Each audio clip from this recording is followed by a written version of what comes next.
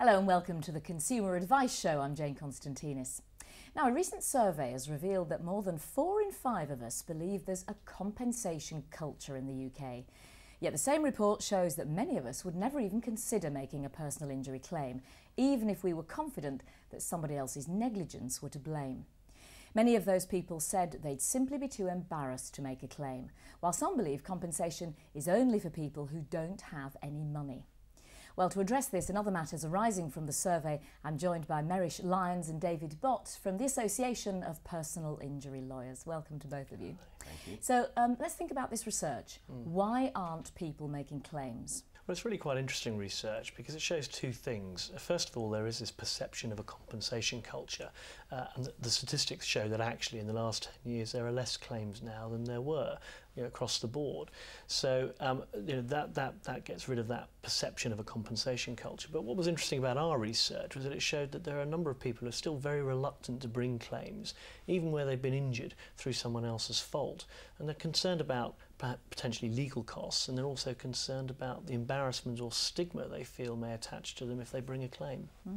And costs, as you mentioned, is a very, very big issue.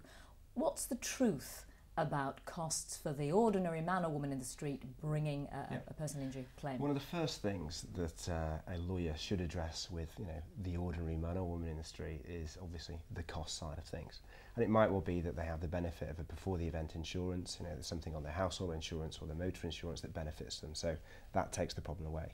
Alternatively, if they're a member of a trade union, it might well be that the trade union membership allows them sort of free legal advice as well. Or alternatively, they can go down what's called a no-win, no-fee agreement, in which the insurer takes the risk on behalf of the client, and also an insurance policy to make sure that if anything does go wrong, it doesn't fall on the client. So what the corollary of all of that is the fact that every pound that an individual gets in compensation should end up in their back pocket. If it doesn't end up in their back pocket, they're with the wrong lawyer. And people are even concerned, you think if you even walk into a lawyer's office, the clock is ticking. They're quite rightly very suspicious of legal fees.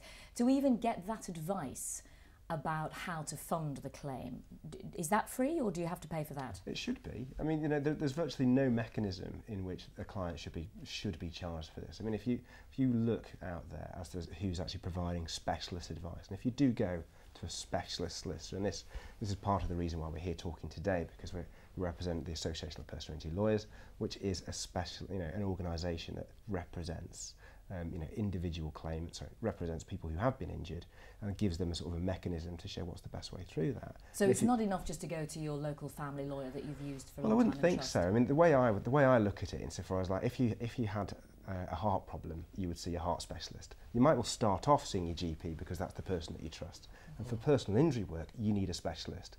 And the benefits of seeing a specialist is that you will end up in a situation which you shouldn't pay, and you will end up getting the right and fair compensation for what has happened to you.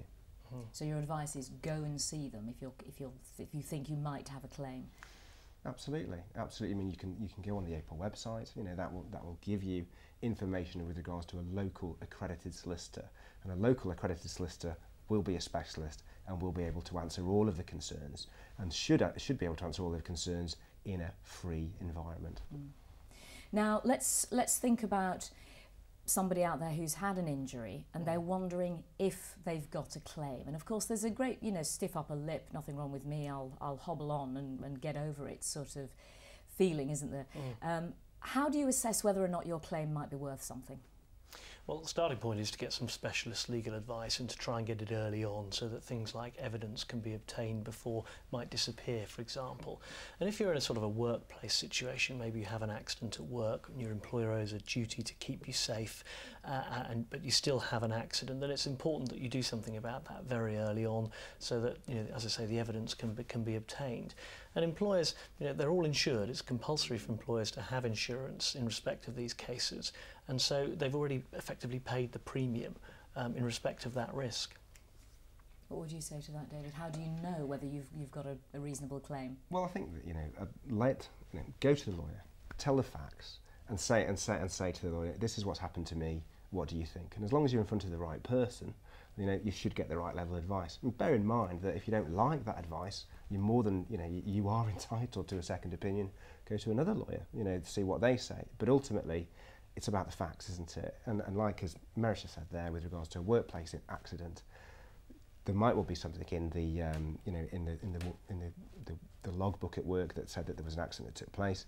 There might well be something in your GP notes, all of these sort of things. And so it's all about the evidence, the sort of the totality of the evidence. So get in front of somebody, let them sort of give you the benefit of their, you know, expertise, and then take things from there. Great. Very useful. Thank you very much for talking to us. Hope you found it useful. And if you'd like more information, then go on the APIL website, apil.org.uk. Thanks very much. Thank you.